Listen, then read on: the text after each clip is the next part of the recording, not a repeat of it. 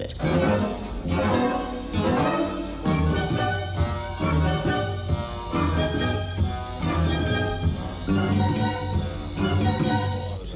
Martin, it's a bit too fast. It's ba ba ba, ba ba ba, ba ba ba, da da wa, boom, bam. Very heavy. All that must be very heavy. It's too da da da da da da da da da. Ba da da, ba da da, ba da da, boom boom boom, boom, ba boom boom, boom, ba ba ba.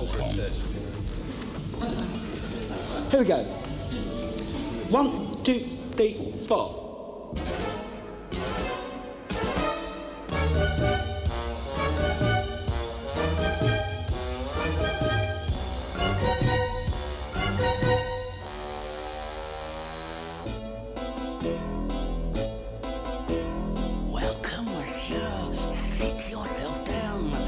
Meet the best innkeeper in town. As for the rest, all of them crooks, rooking the guests and cooking the books. Seldom do you see honest men like me, a gent of good intent, who's content to be master of the house, doling out the charm, ready with a handshake and an open palm. Tells a saucy tale, makes a little stir.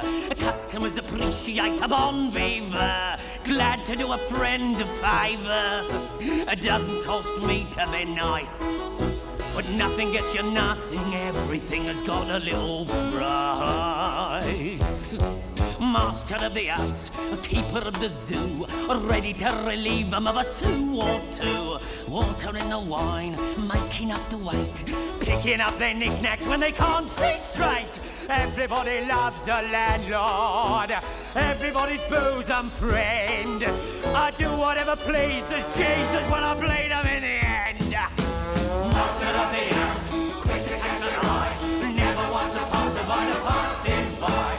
Servant to the poor, a butler to the blade, comforter, philosopher, and lifelong mate. First of all, we decide, Alain and I, because in the middle of the dramatic story and very sad, we decide to turn the Thénardier into a kind of comic characters, which is not in the book. So we always thought that the Thénardier will going to arrive on the stage to relax the audience, because it's a very heavy show from that point of view. So for Master of the House, it was a kind of song to drink. And I wanted that song heavy as an Australian beer. Yeah, there's a very good reason the Thénardier are innkeepers anyway. Yeah, so it was a very...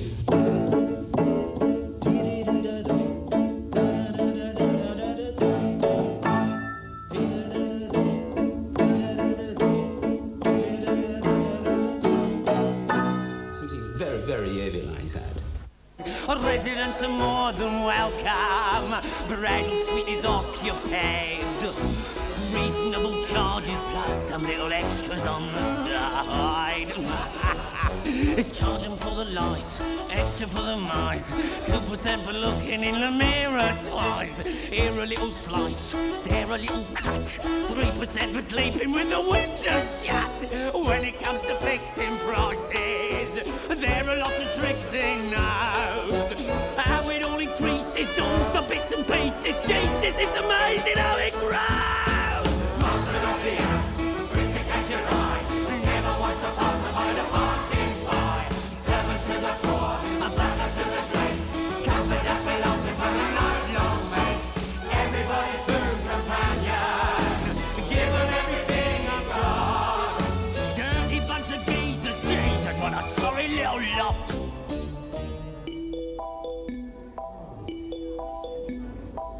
I used to dream that I would meet a prince, but God almighty, have you seen what's happened since? Master of the house isn't worth me spit, comforter, philosopher and lifelong shit. Cunning little brain, regular Voltaire, thinks he's quite a lover, but there's not much there. What a cruel trick of nature, landing me with such a louse. God knows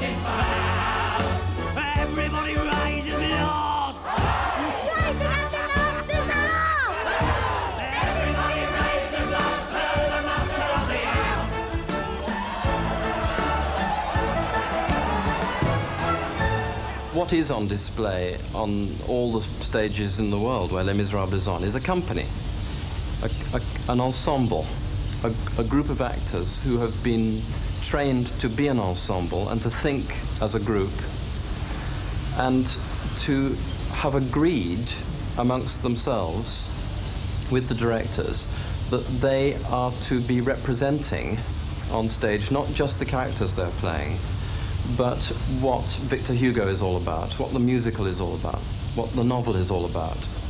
So that when they address the audience on subjects that are to do with a choral response, whether it's a political or an emotional moment in the show, an audience should get the feeling that they are being spoken to authorially. I mean, from Victor Hugo's point of view.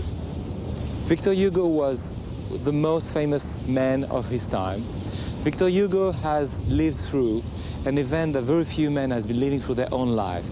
He's been attending, witnessing, his own triumph, organized by the population of Paris. Him being at his balcony, because he was the highest and most respected political figure of his time. And he had his birthday, I think his 85th or 84th birthday, just 2 years before his death. And he was at his balcony on the avenue which became since Avenue Victor Hugo, witnessing the people of Paris paying him respect and homage just, by coming under his balcony. What did I know of Victor Hugo? Well, I'd read some of his works before. I'd read Les Misérables before.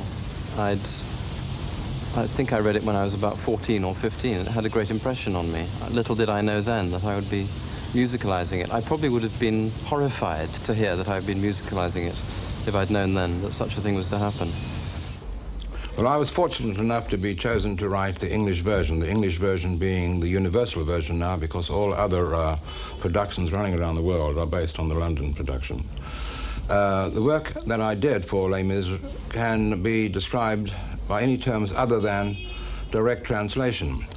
It's a term I absolutely reject. About a third of the piece might be described as translation of a kind, rough translation, following the line of the story was, of course, important to the project. Another third might be described as a rough adaptation, and the other third might be described as original material, because there are at least 6 or 7 songs now in the show that didn't exist in the original French production at all.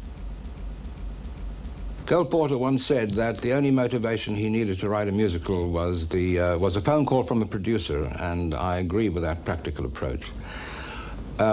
When the lyric writing assignment was offered to me on Les Misérables in January of '85, I was writing television criticism for the Daily Mail. I managed to take 6 months off from the paper because I knew I couldn't possibly do both. I retired to this very room where I'm sitting now, took the phone off the hook, metaphorically, and went to work. It is at this desk that the evil deed was done.